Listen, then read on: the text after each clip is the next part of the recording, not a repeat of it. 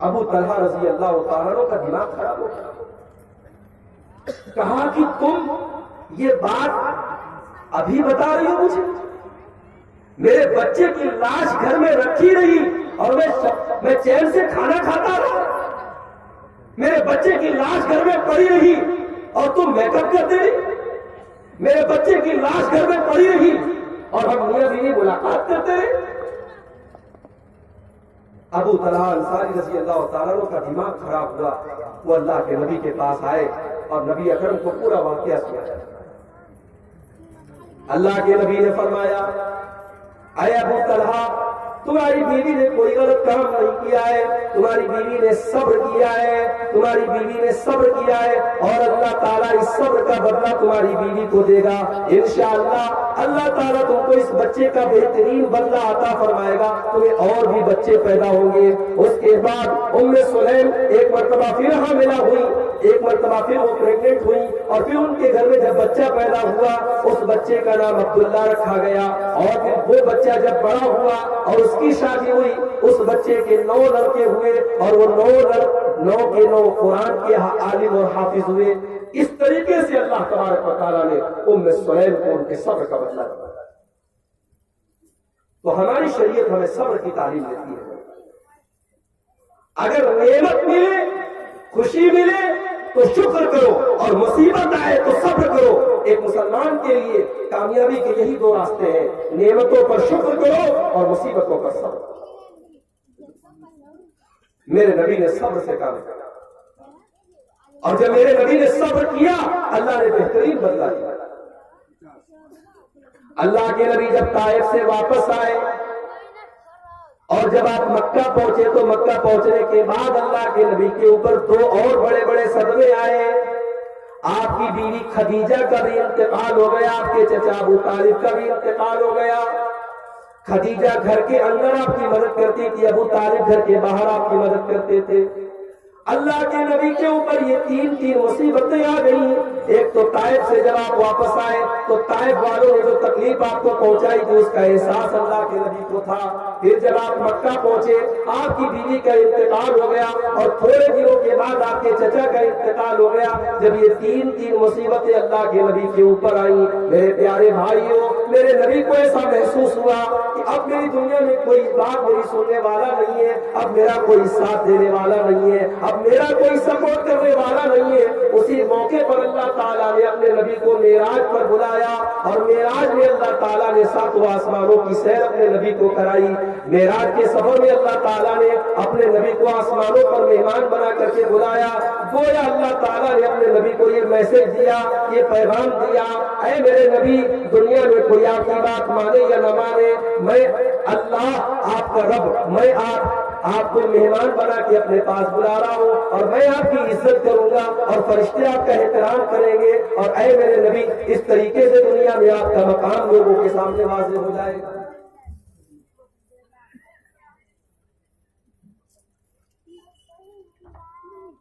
تو میرے نبی نے مصیبتوں پر صبر سے کام کیا. اے میرے نبی نے وہ کام نہیں کیا جو عائشہ نے.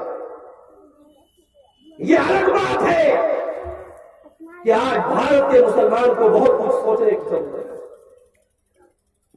ابھی آج کی نیوز آپ نے پڑھی اتر پردیش کے لکھنؤ میں ایک سرکاری دلال رہتا ہے جس کا نام وسیم رضوی ہے. اس نے آج سپریم کورٹ میں ایک کیس دائر کیا ہے اور اس نے اس کیس میں یہ لکھا ہے کہ قرآن مجید کی 26 آیتیں ایسی ہیں جس کو قرآن سے نکالنے کی ضرورت ہے. قرآن مجید کے اندر 26 آیتیں ایسی ہیں جو جہاد کی شکشا دیتی ہے جو وائلنس کو بڑھاوا دیتی ہے جو ہنسا اور تشدد کی تعلیم دیتی ہے جو آتنکواد کی تعلیم دیتی ہے. لہذا قرآن سے ان 26 آیتوں کو یہ کس نے کیا ہے یہ کام؟ کسی غیر مسلم نے نہیں کیا ہے. یہ اپنے آپ کو مسلمان کہنے والے وسیم رضوی نے کیا ہے. اور اس نے اپنے بیان میں یہ بھی کہا کہ قرآن کے اندر یہ 26 آیتیں پہلے کے 3 خلیفہ حضرت ابو بکر حضرت عمر اور حضرت عثمان ان لوگوں نے اپنی طرف سے ڈال دی تھی. قرآن کے اندر یہ 26 آیتیں اللہ تعالیٰ نے نہیں ڈالی تھی، ان تینوں نے اپنی طرف سے ڈالی تھی۔ لہذا میں سپریم کورٹ سے گزارش کرتا ہوں کہ قرآن سے ان 26 آیتوں کو نکال دیا جائے، ورنہ بھارت کے اندر سے آتنکواد کو ختم نہیں کیا جائے۔ میرے پیارے بھائیوں، یہ سرکاری کتا ہے، اس طریقے کی حرکتیں کر کے یہ چاہتا ہے کہ سرکار اس کے سامنے کچھ ہڈیاں پھینک دے، اس کو 2-4 ہڈیاں مل جائیں گی، کچھ دنوں تک چپ رہے گا، پھر کوئی نیا شوشہ لے کر کے اٹھے گا۔ مگر ہمیں ایک بات پر یقین رکھنا چاہیے، ہمارا ایمان ہے اس بات پر کہ اللہ کے قرآن کو قیامت تک بدلا نہیں جا سکتا۔ قرآن کے اندر 26 آیتوں کو چھوڑ دو، قرآن کے اندر ایک آیت کو بھی، اور ایک آیت تو بہت بڑی بات ہے، قرآن کے اندر ایک لفظ کو، ایک حرف کو بھی ادھر سے ادھر نہیں کیا۔ یہ کوئی عام کتاب نہیں ہے، یہ اللہ کی کتاب ہے۔ اور اللہ کے نبی کے دور میں بھی مکہ والوں نے یہ پیشکش کی تھی کہ اے نبی اس قرآن کو بدل دو، یہ قرآن ہمیں سمجھ میں نہیں آتا، اس قرآن کی باتیں ہمیں سمجھ میں نہیں آتی، اے نبی اس قرآن کو بدل دو۔ اللہ نے اپنے نبی سے کہا قُلْ مَا يَكُونُ لِي أَنْ أُبَدِّلَهُ مِنْ تِلْقَاءِ نَفْسِي، اے نبی آپ اعلان کر دیجئے مجھے اس قرآن کو بدلنے کا حق نہیں ہے، یہ قرآن اللہ کی کتاب ہے، میں اس قرآن کے اندر کوئی پریورتن نہیں کر سکتا، کوئی تبدیلی نہیں کر سکتا، مجھے یہ ادھیکار نہیں ہے، مجھے یہ رائٹ نہیں ہے،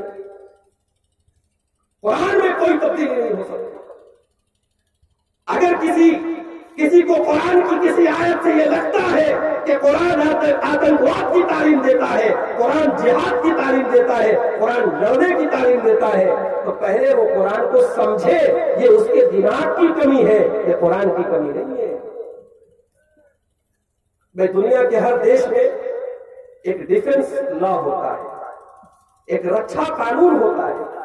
دنیا کا ہر دیش اپنی رکشا کرنے کے لیے فوج کو طے کرتا ہے، پولیس کا سسٹم بناتا ہے۔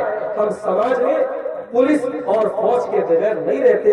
اسلام بھی ڈیفنس کا ایک قانون بناتا ہے۔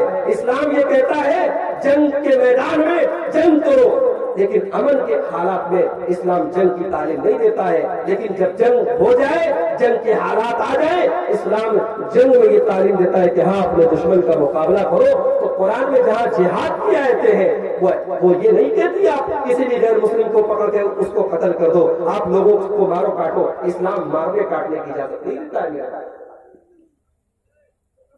لیکن وسیم رضوی جیسے لوگ ہیڈ لائن میں آنے کے لیے، سرخیوں میں آنے کے لیے، اخباروں میں آنے کے لیے، ٹی وی پر آنے کے لیے وہ اس قسم کے سوچے چھوڑتے ہیں، اور وسیم رضوی نے یہ کام کر دیا ہے۔ اب ہمارے مسلمان بھائی بیچارے پریشان ہیں، سوشل میڈیا اٹھاؤ، فیس بک اٹھاؤ، واٹس ایپ اٹھاؤ، اب آج جو ہے یہی خبر سب سے زیادہ آ رہی ہے کہ بھائی مسلمانوں کے قرآن کو سپریم کورٹ میں قرآن کو بدلنے کی بات ہے۔ کبھی اس پر ہم نے غور نہیں کیا۔ دن بھر میں 100 بار ہم موبائل کھولتے ہیں، واٹس ایپ کے اوپر کوئی میسج آ جائے، میسج جیسے ہی آتا ہے فوراً کھول کے دیکھتے ہیں کہ دیکھیں ہمارے دوست نے کیا میسج آیا۔ میرے پیارے بھائیوں، یہ قرآن بھی تو اللہ تعالیٰ کا میسج ہے جو آج سے 1400 سال پہلے رمضان کے مہینے میں اتارا گیا تھا۔ شہر رمضان الذی انزل فیہ القرآن، یہ رمضان کا مہینہ، یہ قرآن رمضان کے مہینے میں اتارا گیا ہے۔ ھدی للناس، یہ لوگوں کو ہدایت دیتا ہے، یہ لوگوں کو مارگدرشن کرتا ہے، یہ لوگوں کو صحیح راستہ دکھاتا ہے۔ یہ اللہ کا میسج ہے، یہ اللہ کا پیغام ہے۔ ہم نے اس قرآن کو کتنی بار کھول کے دیکھا، ہم نے اس قرآن کو کتنی بار پڑھا۔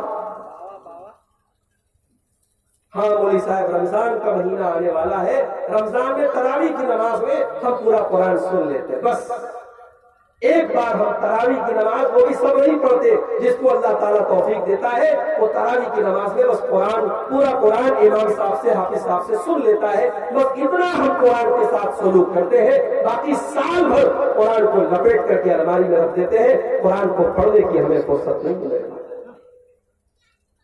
اللہ کے نبی نے کہا تھا اسی قرآن کے ذریعے اللہ عزت بھی دیکھا اور اسی قرآن کے ذریعے اللہ ذلیل بھی کرے گا. قرآن کو چھوڑو گے, قرآن پر عمل نہیں کرو گے, قرآن کو لپیٹ کر رکھ دو گے تو اللہ تعالیٰ ذلیل کرے گا. آج ہم دنیا میں ذلیل ہیں اس لیے کہ ہم نے قرآن کو چھوڑ دیا ہے. تو قرآن کو پڑھو, اپنے بچوں کو قرآن کا حافظ بناؤ. آج عائشہ بانو نے قرآن پڑھا ہوتا وہ خودکشی نہ کرتی, وہ آتم ہتیا نہ کرتی.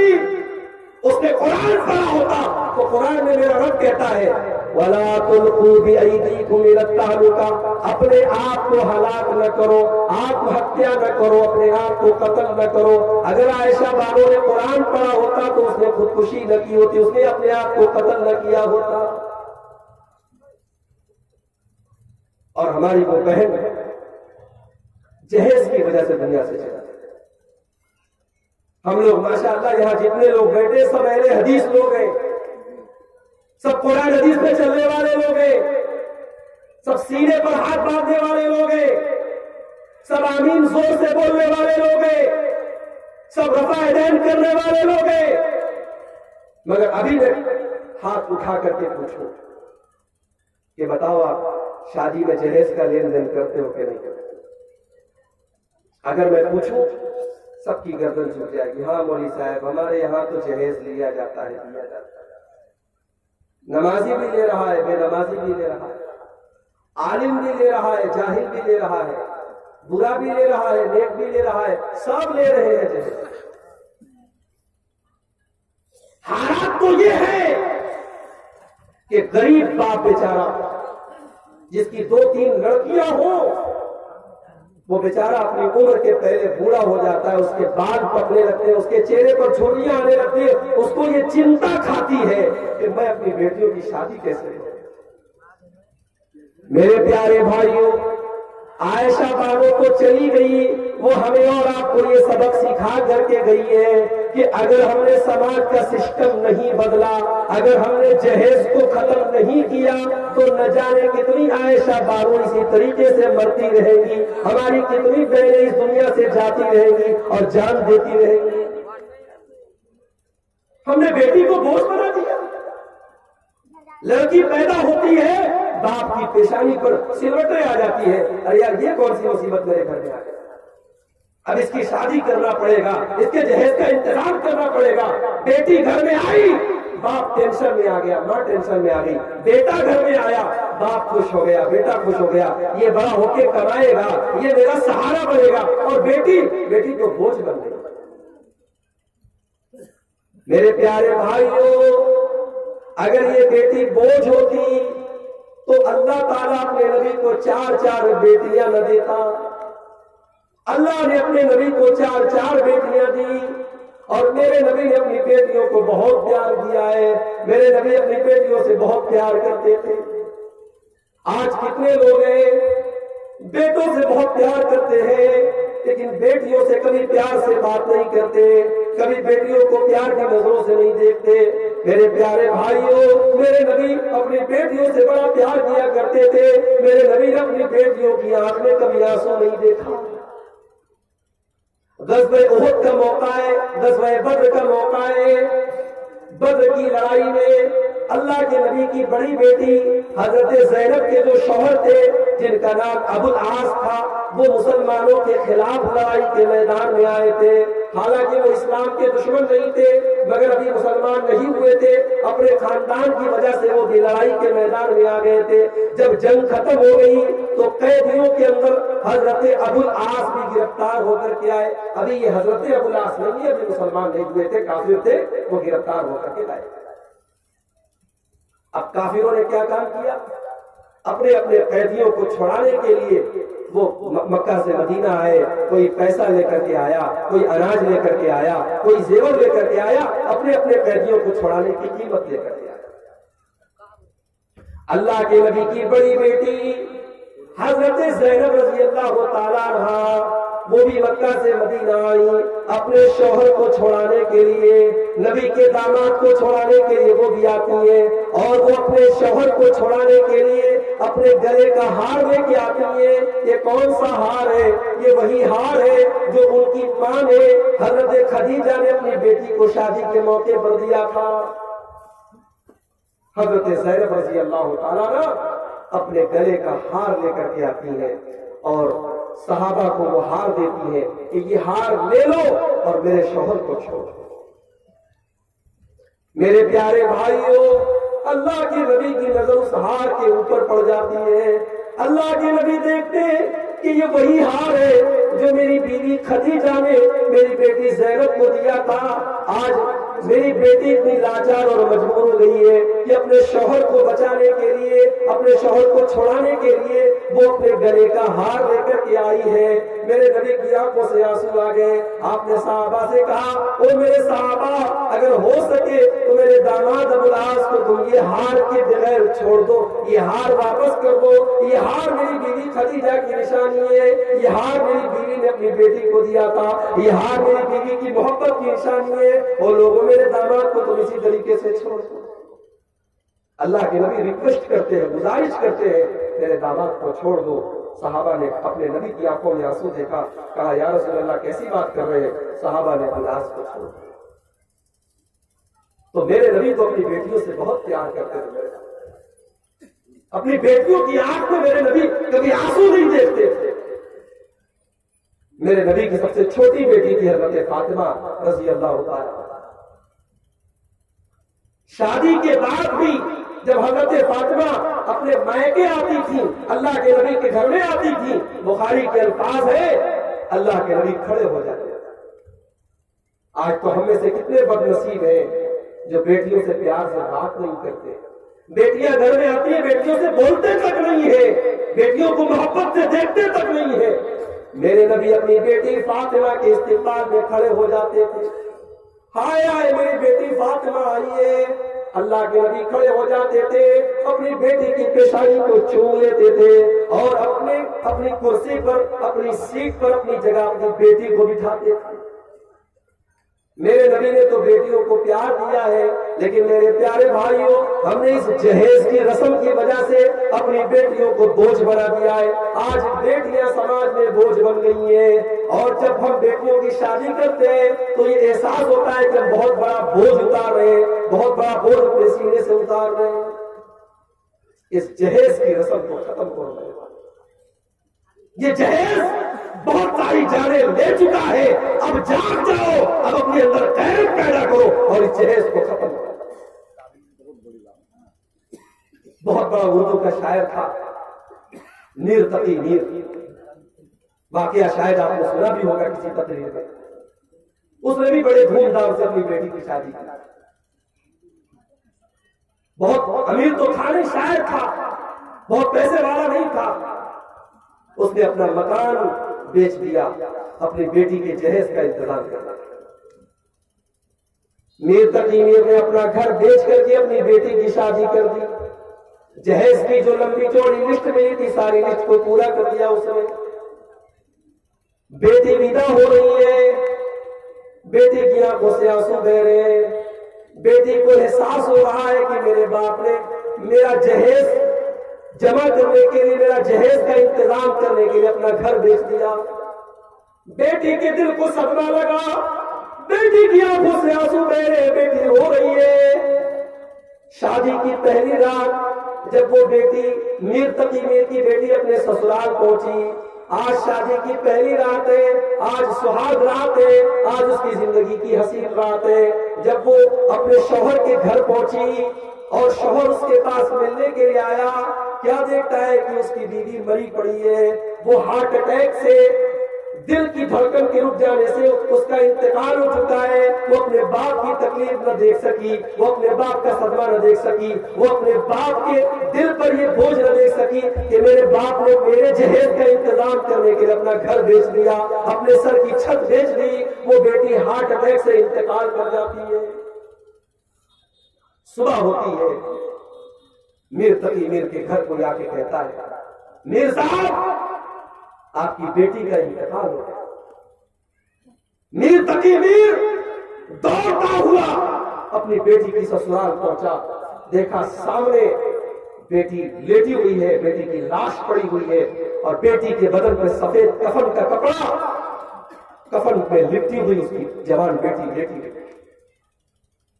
میر تقی میر بہت بڑا شاعر تھا، اس نے اپنی بیٹی کی لاش کو دیکھا، کہا اب آیا ہے آرام جاں خیال اس نامرادی میں، کفن دینا تجھے بھولے تھے ہم تیری شادی میں۔ اے میری بیٹی مجھے کیا پتا تھا تو ایک رات بھی اپنے سسرال میں نہیں رہے گی، مجھے کیا پتا تھا آج مجھے تیری لاش دیکھنی پڑے گی۔ میں نے تیرے شوہر کی اور تیرے سسرال والوں کی جہیز کی ساری ڈیمانڈ کو پورا کیا تھا، لیکن بس ایک چیز میں نے نہیں دیا تھا، میں نے کفن کا کپڑا نہیں دیا تھا۔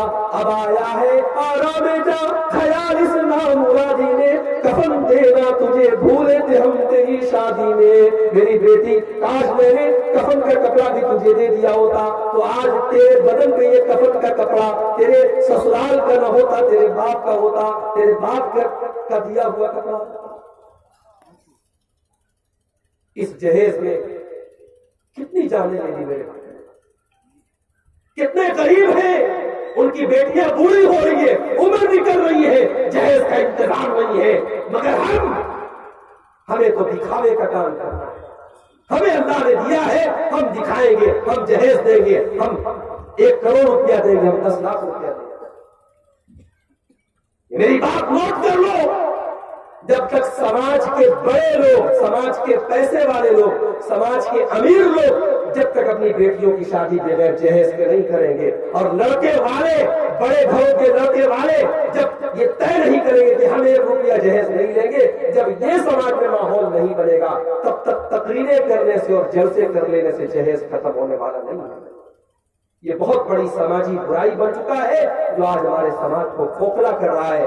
عائشہ بانو تو چلی گئی، مگر عائشہ بانو ہم کو آئینہ دکھا کے چلی گئی ہے۔ مسلمانوں تم سفید کپڑے پہنتے ہو لیکن تمہارے سفید کپڑے پر بہت بڑے بڑے دھبے لگے ہوئے ہیں۔ عائشہ بانو ہمارے دھبے دکھا کے ہم کو چلی گئی۔ آج سماج کے حالات آپ دیکھیں، کوئی لڑکا آپ کو شاید ایسا پورے گاؤں میں ملے گا جس کی گرل فرینڈ نہ ہو، کوئی لڑکی شاید ایسی ملے گی جس کا کوئی بوائے فرینڈ نہ ہو۔ بدکاری عام ہے، زنا عام ہے، اور نکاح مشکل ہے میرے بھائی۔ نکاح کرنا ہے، شادی کرنا ہے، بہت پاپڑ بیلنا پڑے گا بھائی، بارات کا انتظام کرنا پڑے گا، جہیز کا انتظام کرنا پڑے گا، 2 لاکھ روپئے چاہیے، زیور کا انتظام کرنا ہے، شادی کرنے کے لیے بہت پاپڑ بیلنا ہے، زنا کرنا ہے، بدکاری کرنا ہے، بہت آسان طریقہ ہے، 500 روپئے میں زنا ہو جائے۔ زنا آسان ہے، بدکاری آسان ہے، نکاح مشکل ہے۔ میرے نبی نے کہا تھا یسر النکاح، نکاح کو آسان کرو۔ میرے نبی نے کہا تھا ان اعظم النکاح برکتن ایسرہ مؤونتن، سب سے زیادہ برکت والا نکاح وہ ہے جس میں سب سے کم خرچ کیا جائے۔ میرے نبی نے کہا تھا کہ تمہارے لڑکا یا لڑکی کے لیے دیندار اور اچھا رشتہ مل جائے، شادی کر دو، نکاح کر دو۔ اگر تم نہیں کرو گے زمین میں فساد پھیلے گا، زمین میں فتنہ پھیلے گا۔ میرے بھائیو آج وہ فتنہ ہمارے سامنے موجود ہے، وہ فتنہ پھیلا ہے، تو ہمیں اور آپ کو اس پر غور کرنے کی ضرورت ہے۔ ہم مسجد میں مسلمان ہیں، ہم جلسے میں مسلمان ہیں، ہم رمضان میں مسلمان ہیں، مگر ہم لین دین کے معاملے میں، ہم شادی بیاہ کے معاملے میں، ہم رسم و رواج کے معاملے میں مسلمان نہیں ہیں۔ ہم رسم و رواج کے معاملے میں وہ کرتے ہیں جو ہمارے سماج میں ہوتا چلا ہے۔ میرے نبی نے تو سماج کے رسم و رواج کو توڑا ہے میرے بھائی، میرے نبی تو رسم و رواج کو توڑنے کے لیے دنیا میں آئے۔ میرے نبی جب دنیا میں آئے تو ایک رواج یہ بھی تھا کہ ایک ایک عورت سے 4 مرد اکٹھے شادی کرتے تھے، ایک ایک عورت سے 10 لوگ اکٹھے شادی کیا کرتے تھے، اور جب بچہ پیدا ہوتا تھا عورت جس کا نام لیتی تھی وہی بچے کا باپ مان لیا جاتا تھا۔ یہ بھی ایک رواج تھا۔ ایک رواج یہ بھی تھا شوہر مر جاتا تھا تو بیوی کو 1 سال تک ایک کوٹھری میں بند کر دیتے تھے، وہ اسی میں کھانا کھاتی تھی، اسی میں پیخانہ کرتی تھی، اسی میں پیشاب کرتی تھی، 1 سال تک اس کوٹھری سے نکلنے کی اجازت نہیں تھی۔ ایک رواج یہ بھی تھا عرب کے اندر بہت سارے قبیلوں کے اندر کہ بیٹی پیدا ہوتی تھی تو اس کا پیدا ہونا منحوس سمجھا جاتا تھا اور بیٹی کو پیدا ہونے ہی نہیں دیا جاتا تھا اور پیدا ہو جاتی تھی تو اس کو زندہ زمین میں گاڑ دیا جاتا تھا. میرے نبی دنیا میں آئے, آپ نے یہ سارے رسم و رواج کو ختم کیا. آپ نے زندہ زمین میں لڑکی کو گاڑنے کی رسم کو بھی ختم کیا. آپ قرآن کی آیت لے کر کے آئے, وَإِذَا الْمَوْءُودَةُ سُئِلَتْ, وہ لوگوں کل قیامت کے دن پوچھا جائے گا, اس معصوم بچی سے پوچھا جائے گا, اے معصوم بچی, تیرے باپ نے زمین میں تجھے گاڑا تھا, تجھے زندہ زمین میں دفن کیا تھا, تجھے کس جرم کی سزا تیرے باپ نے دی تھی؟ ہم لوگ تو ماشاءاللہ ترقی کر گئے. 1400 سال پہلے لڑکی پیدا ہوتی تھی تب زمین میں ڈالتے تھے, ہم تو پیدا بھی نہیں ہونے دیتے, ہم تو ماں کے پیٹ میں ہی اسے قتل کر ڈالتے. انٹرنیٹ پر آپ یوٹیوب پہ ڈال کے دیکھیے جو ایبارشن ہوتا ہے وہ کیا ہوتا ہے. آدمی ڈاکٹر کے یہاں گیا, 3 بیٹیاں پہلے سے موجود ہیں, اب چوتھی مرتبہ بیوی پریگننٹ ہو گئی تو ڈاکٹر سے کہتا, ڈاکٹر صاحب تھوڑا اس کی جانچ کر کے دیکھیے لڑکا ہے کہ لڑکی ہے. ڈاکٹر کے یہاں بورڈ لگا ہوا ہے, ماں کے پیٹ میں گربھ میں کیا ہے اس کی جانچ کرنا قانون اپرادھ ہے, مگر پیسہ لینے کے لیے ڈاکٹر سب کرتا ہے. ڈاکٹر نے دھیرے سے پیسہ لے لیا, جانچ کر کے بتایا, ارے تیری بیوی کے پیٹ میں تو لڑکی پل رہی ہے, لڑکی ہونے والی ہے. اچھا ڈاکٹر صاحب مجھے پہلے سے 3 لڑکیاں ہیں, 3 لڑکیوں کی شادی کرنا مشکل کام ہے, یہ چوتھی لڑکی میں نہیں پال سکتا, ایسا کرو ایبارشن کر دو, اس کو ماں کے پیٹ میں ختم کر دو. اب ڈاکٹر دوا دیتا ہے, انجیکشن دیتا ہے, اور ماں کے پیٹ میں وہ جو لڑکی پل رہی ہے ماں کے پیٹ میں وہ ختم کی جاتی ہے. میرے بھائیوں, آپ انٹرنیٹ پر وہ یوٹیوب پر ویڈیو موجود ہے, آپ دیکھیں اس معصوم بچی کو ماں کے پیٹ میں اس کو ٹکڑے کر کے اس کی گردن پہلے کاٹی جاتی ہے, اس کے چھوٹے چھوٹے ہاتھ پہلے کاٹے جاتے ہیں, اس کا سر پہلے توڑا جاتا ہے, اس کی پیٹھ کے تو ٹکڑے کیے جاتے ہیں, اس کے چھوٹے چھوٹے پیر کے ٹکڑے کیے جاتے ہیں. اس معصوم بچی کے ہزاروں ٹکڑے ماں کے پیٹ میں کر کے اس کو مارا. یہ آج کا انسان کر رہا ہے, یہ پڑھا لکھا انسان کر رہا ہے, یہ اس دور, اس ترقی کے دور کا انسان کر رہا ہے. ارے ہم سے تو اچھے وہ تھے, وہ تو اپنی بیٹی کو پیدا ہونے دیتے تھے, دنیا میں سانس لینے دیتے تھے, ہم تو سانس بھی لینے نہیں دیتے, ہم تو ماں کے پیٹ میں ہی بچی کو مارتا. میرے بھائیوں, میرے نبی نے عورت کا مقام دنیا کو بتایا. میرے نبی نے آ کے بتایا کہ وہ لوگوں, یہ عورت کوئی سامان نہیں ہے, یہ کوئی لعنت نہیں ہے, یہ کوئی کلنک نہیں ہے, یہ بیٹی بن کے آتی ہے تو تمہیں جہنم کے عذاب سے بچانے کا کام کرتی ہے. یہ عورت بیوی جب بنتی ہے تمہارے گھر میں جاتی ہے, سکون تمہیں پہنچاتی ہے. یہ عورت جب ماں بنتی ہے تو اس کے پیروں کے نیچے تمہاری جنت ہوتی ہے. یہ بہن بنتی ہے تو بھائی کا ساتھ دیتی ہے. میرے نبی نے عورت کا صحیح مقام بتایا. آج افسوس کی بات ہے اس نبی کی تعلیمات پر ہم عمل کرنے کے لیے تیار نہیں ہے, اور اسی لیے آج اتنے برے حالات ہمارے اوپر آئے ہوئے ہیں. ایک آخری حدیث آپ کو سناؤں گا, پھر بات اپنی ختم کروں گا. اللہ کے نبی صلی اللہ علیہ وسلم کی وہ حدیث آپ اپنے سامنے رکھیں. یہ جو پریشانیاں ہمارے اوپر آ رہی ہیں, یہ جو مصیبتیں آ رہی ہیں, ایسا نہیں ہے کہ اللہ کے نبی نے مصیبتوں کے بارے میں نہیں بتایا تھا. نبی نے ساری مصیبتوں کا نام لے کر کے بتایا تھا, یہ مصیبتیں آئیں گی. اللہ کے نبی فرماتے ہیں, ابن ماجہ کی صحیح روایت ہے, لم تزال الفاحشة في قوم قط حتى يعلنوا بها إلا فشا فيهم الطاعون والأوجاع التي لم تكن في أسلافهم. جب کسی قوم کے اندر بے حیائی پھیل جائے, جب سماج میں ننگا پن پھیل جائے, جب سماج کے لوگ گندے ہو جائیں, ننگے ہو جائیں, جب لڑکے لڑکیاں کھلے عام زنا کرنے لگے, بدکاری کرنے لگے, جب گرل فرینڈ اور بوائے فرینڈ کا کلچر عام ہو جائے, جب لڑکے لڑکیوں کی دوستی عام ہو جائے, جب اسکولوں اور کالجوں میں لڑکے لڑکیاں ایک دوسرے سے بے حیائی کرنے لگے, جب یہ حالات آ جائے تو اللہ تعالیٰ دنیا میں ایسے ایسے وائرس بھیجے گا, ایسی ایسی بیماریاں بھیجے گا کہ تمہارے باپ دادا نے ان کا نام بھی نہیں سنا تھا۔ ابھی کورونا ختم نہیں ہوا ہے، یہ الگ بات ہے، بنگال میں کورونا نہیں ہے، کیوں صاحب؟ بنگال میں چناؤ چل رہا ہے۔ کہتے ہیں نا جب تک دوائی نہیں تب تک ڈھلائی نہیں، اور جہاں پہ چناؤ ہے وہاں کوئی کڑائی نہیں، جہاں چناؤ ہو رہا ہے وہاں کوئی دقت نہیں ہے۔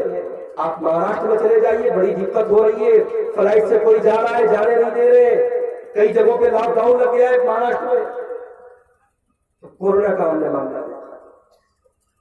ابھی 2 دن پہلے بنارس میں میری اپنی سگی خالہ، زیادہ ان کی ایج نہیں ہے، 40 سے 45 سال ان کی ایج ہوگی، میری سگی خالہ ہے، اچانک ان کے ہاتھ پیر میں حرکت بند ہو گئی، بالکل صحیح سلامت ہے، ہاتھ پیر کام نہیں کر رہا۔ ڈاکٹر کیا لے کے گئے، چیک اپ کیا گیا، کوئی بات نہیں ہے، اور بڑے ڈاکٹر کیا گئے، چیک اپ کیا گیا، پتا لگا کہ ایک وائرس ہے، اور اس وائرس کا یہ اثر ہے کہ ہاتھ پیر ہل نہیں رہا۔ 3 دن ہو گئے ہاسپٹل میں ایڈمٹ ہے، پیشاب پاخانہ سب کچھ بستر پہ ہو رہا ہے، نہ ہاتھ ہل رہا ہے نہ پیر ہل رہا ہے۔ میرے بھائیوں، آج ایسی ایسی بیماریاں اور ایسے ایسے وائرس آ رہے، ہم نے کبھی نام بھی نہیں سنا تھا، ہمارے باپ دادا نے کبھی نام بھی نہیں سنا تھا، کبھی جانا بھی نہیں تھا، کبھی ہم نے سوچا بھی نہیں تھا ایسی بیماری آئے گی، ایسا وائرس آئے گا، پورا ہندوستان، پورا بھارت، پوری دنیا بند ہو جائے گی، مسجدیں بند ہو جائیں گی، مدرسے بند ہو جائیں گے، سب کچھ پوری دنیا تھم جائے گی، ریلوے، ٹرین، فلائٹ سب بند ہو جائیں گے۔ ہم نے وہ وائرس نہیں دیکھا۔ اللہ کے نبی کہہ رہے ہیں جب بے حیائی کرو گے، جب بریانیت کرو گے، جب ننگے پن پر اتر جاؤ گے، اللہ تعالیٰ ایسے وائرس اور ایسی بیماریاں بھیجے گا تمہارے باپ دادا نے نام دیا۔ اس کے بعد اللہ کے نبی فرماتے ہیں وَمَا لَمْ يَنْقُصُ الْمِكْيَالَ وَالْمِيزَانَ إِلَّا أُخِذُوا بِالسِّنِينَ وَشِدَّةِ الْمَؤُونَةِ، اور جب تمہارے اندر چوری آ جائے گی، بے ایمانی آ جائے گی، بیاج خوری آ جائے گی، سود خوری آ جائے گی، جب تم سود کھانے لگو گے، حرام کھانے لگو گے، تو اللہ تعالیٰ تمہارے کاروبار کو پریشانی میں ڈال دے گا، تم بھوک سے تڑپنے لگو گے۔ معراج کی رات میں اللہ کے نبی صلی اللہ علیہ وسلم جو عذاب دیکھا تھا، اس میں ایک عذاب یہ بھی دیکھا تھا آپ نے کہ خون کی ایک نہر ہے، خون کی ایک ندی ہے، اور ایک آدمی خون کی ندی کے اندر تیر رہا ہے، اور اس کے منہ میں بڑے بڑے پتھر بھرے جا رہے ہیں۔ اللہ کے نبی نے پوچھا یہ کون ہے؟ بتایا گیا ہے اللہ کے نبی یہ آپ کی امت کا سود خور ہے، یہ بیاج خور ہے، یہ بیاج کھانے والا ہے۔ آج مسلمانوں میں سود کھانے کا رواج بھی بڑھ رہا ہے، پیسے کی لالچ، دولت کی لالچ آج ہمیں حرام کھلا رہی ہے۔ میرے بھائیوں، اپنے بچوں کو حرام کھلا کر کے ان کی زندگی برباد مت کرو، اپنے بچوں کی کمائی، اپنے بچوں کی رگوں میں حرام کا خون مت دو۔ اللہ کی قسم تمہاری نمازیں قبول نہیں ہوگی، تمہارے روزے قبول نہیں ہوگے، تمہارے صدقہ اور خیرات قبول نہیں ہوگے، تمہاری کوئی نیکی قبول نہیں ہوگی اگر اپنے بچوں کو حرام کھلاؤ گے۔ آج سود اور بیاج کھلا رہے اپنے بچوں کو۔ طرح طرح کی گورنمنٹ کی اسکیمیں آتی ہیں، بینکوں کی اسکیمیں آتی ہیں، ہم ذرا سے فائدے کے لیے سود اور بیاج کا پیسہ اپنے گھر میں لاتے ہیں۔ خبردار، سود اور بیاج کا پیسہ اگر گھر میں لاتے ہو تو اللہ کی وعید کے لیے تیار ہو جاؤ، اللہ کی وعید کے لیے تیار ہو جاؤ، تمہاری دعائیں، تمہاری نمازیں، تمہاری عبادتیں قبول نہیں ہوگی۔ تو اللہ کے نبی کہتے ہیں جب کسی قوم کے اندر ناپ تول میں کمی آ جائے، چوری آ جائے، بے ایمانی آ جائے، حرام خوری آ جائے، تو اس قوم کو اللہ تبارک و تعالیٰ اس طریقے سے آزمائے گا کہ اس قوم کے کاروبار پر مندی کی مار پڑ جائے گی اور لوگ بھوکے مرنے لگیں گے۔ وَمَا لَمْ يَمْنَعُوا زَكَاةَ أَمْوَالِهِمْ، اور جب کسی قوم کے اندر لوگ زکوٰۃ صحیح طریقے سے نہیں دیں گے، اپنے پیسے کی صحیح طریقے سے زکوٰۃ نہیں نکالیں گے، تو اس قوم کے اوپر آسمان سے بارش نہیں ہوگی۔ زکوٰۃ ہم اور آپ صحیح طریقے سے نکالتے ہیں؟ مجھے تو نہیں لگتا نکالتے۔ رمضان کا مہینہ آتا ہے، زکوٰۃ لینے والے ہمارے گھر آتے ہیں اور ان کو ہم ذلت کے ساتھ کھڑا کر کے آپ بامبے میں چلے جائیے، بنگلور میں چلے جائیے، جو ہمارے مولوی لوگ، مدرسے والے لوگ یہ زکات لینے کے لیے جاتے ہیں، بڑے بڑے دکاندار لائن لگا کر کے فقیروں کی طرح اور مانگنے والوں کی طرح لائن لگا کر کے ان کو زکات دیتے ہیں۔ ارے تجھے تو احسان ماننا چاہیے، تجھے تو احسان ماننا چاہیے کہ تیرے گھر پہ آ کر کے وہ تجھ سے زکات لے رہا ہے، مگر تجھ سے فقیروں کی طرح لائن لگا کے زکات دے رہا ہے۔ اللہ کے نبی فرما رہے ہیں کہ تم زکات اپنے مال کی صحیح طریقے سے نہیں دو گے، اللہ تعالیٰ آسمان سے بارش کو نازل کرنا بند کر۔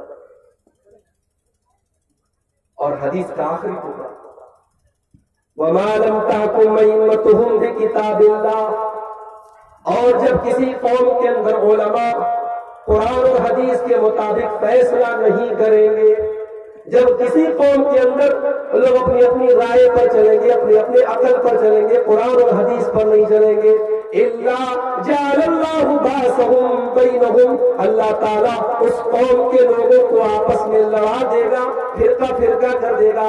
آج بھارت میں مسلمان لڑ رہے ہیں، لیکن میرے پیارے بھائیوں، محبت سے اسلام کی دعوت پیش کرو، لوگ آپ کی بات کو مانیں گے اور سنیں گے۔ ابھی پرسوں 2 دن پہلے بنارس کے قریب میں میرا ایک پروگرام ہوا، اور آپ یقین جانیے پروگرام ان لوگوں نے کرایا جو ہمارے بریلوی بھائی ہیں، جو ہماری شکل دیکھنا نہیں چاہتے، لیکن انہوں نے یوٹیوب سے میری تقریر سنی تھی، انہوں نے مجھے فون کیا، مولانا ہم اپنے جلسے میں آپ کو بلانا چاہتے ہیں۔ میں نے کہا کہاں آپ لوگ کس مسلک کے؟ بولے ہم بریلوی مسلک کے لوگ ہیں، لیکن ہم آپ کی تقریر کرانا چاہتے ہیں، آپ آئیے، آپ اچھی تقریر کیجئے، اصلاحی تقریر کیجئے، ہم آپ کو بلائیں گے۔ اور آپ یقین مانیے وہ تقریر آج یوٹیوب پر آ چکی ہے، 2 دن پہلے کی بات ہے، میں نے تقریر کیا اور کوئی بات قرآن و حدیث کی روشنی میں ہم نے رکھی۔ میرے بھائیوں، محبت سے، پیار سے ہم غیر مسلک کے لوگوں کا بھی دل جیتے اور قرآن حدیث کی دعوت کو پیش کریں تو انشاءاللہ ہماری صفوں میں اتحاد پیدا ہو جائے گا۔ ہم نفرت کی بات کریں گے، ہم لڑانے کی بات کریں گے، ہم بدتمیزی کی بات کریں گے، ہم بد اخلاقی کی بات کریں گے، تو جو ہمارے قریب آنے والا ہے وہ بھی دور ہو جائے گا۔ تو محبت سے، اخلاق سے، جو نبی کا طریقہ تھا اس طریقے سے اپنے قریب لائے۔ اللہ کے نبی فرماتے ہیں کہ قرآن و حدیث کو چھوڑ کر کے جب لوگ اور طریقے سے فیصلہ کرنے لگیں گے تو ان کے درمیان اللہ تبارک و تعالیٰ دوری پیدا کر دے گا۔ آئیے ہم اللہ تعالیٰ سے دعا کریں، رب العالمین اس جلسے کو، جس ادارے کی ترقی کے لیے اور تعاون کے لیے آج کا جلسہ منعقد ہوا ہے، اللہ اس ادارے کو دن دونی رات چوگنی ترقی عطا فرمائے، اور جن بھائیوں نے اپنا چندہ اور تعاون آج کے جلسے میں دیا ہے، اللہ ان کے مال اور ان کے بال بچوں میں اللہ تعالیٰ برکت نصیب فرمائے۔ جو ابھی مزید دینا چاہتے ہیں اللہ ان کو بھی اس مدرسے کا تعاون کرنے کی توفیق دے۔ جو ہم نے بیمار ہیں اللہ ان کو شفا کامل عاجل عطا فرمائے۔ جو روزی روٹی سے پریشان ہیں اللہ ان کی روزی روٹی میں برکت نصیب فرمائے۔ اللہ رب العالمین ہمیں دنیا اور آخرت دونوں میں کامیاب کرے۔ جب تک ہم دنیا میں زندہ رہیں، اسلام پر زندہ رہے اور ہمارا خاتمہ ایمان پر ہو، آمین۔